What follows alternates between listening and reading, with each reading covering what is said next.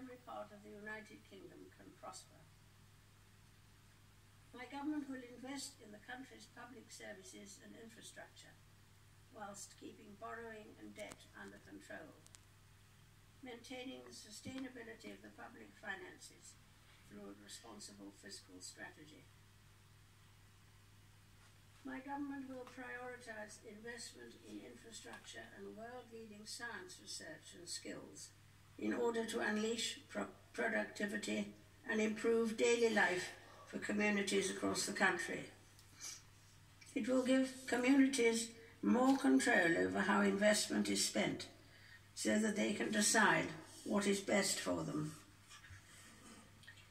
To support business, my government will increase tax credits for research and development, establish a national skills fund, and bring forward changes to business rates. New laws will accelerate the delivery of gigabit-capable broadband. To ensure people can depend on the transport network, measures will be developed to provide for minimum levels of service during transport strikes.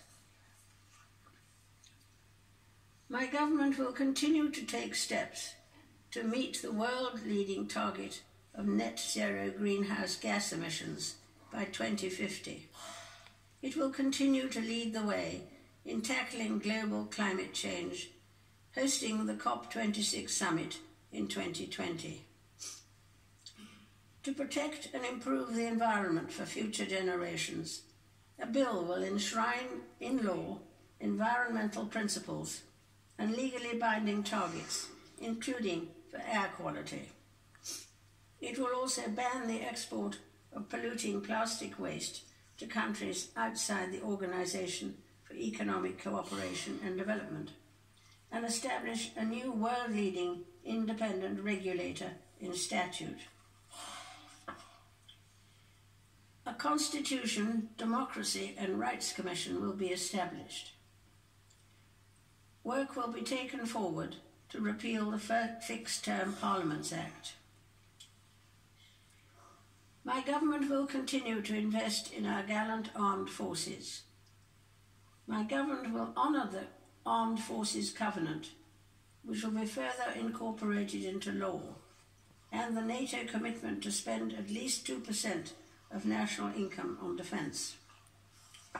It will bring forward proposals to tackle vexatious claims that undermine our armed forces, and will continue to seek better ways of dealing with legacy issues that provide better outcomes for victims and survivors. My government will work to promote and expand the United Kingdom's influence in the world.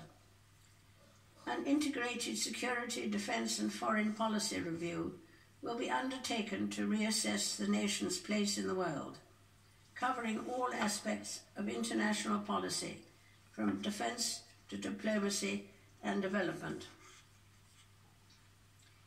My ministers will promote the United Kingdom's interests, including freedom of speech, human rights, and the rule of law.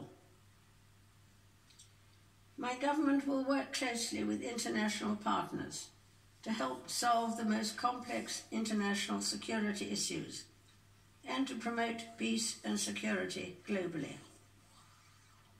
It will stand firm against those who threaten the values of the United Kingdom, including by developing a sanctions regime to directly address human rights abuse, and working to ensure that all girls have access to 12 years of quality education.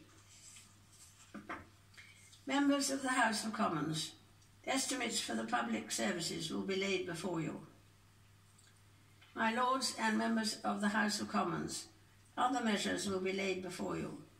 I pray that the blessing of Almighty God may rest upon your councils.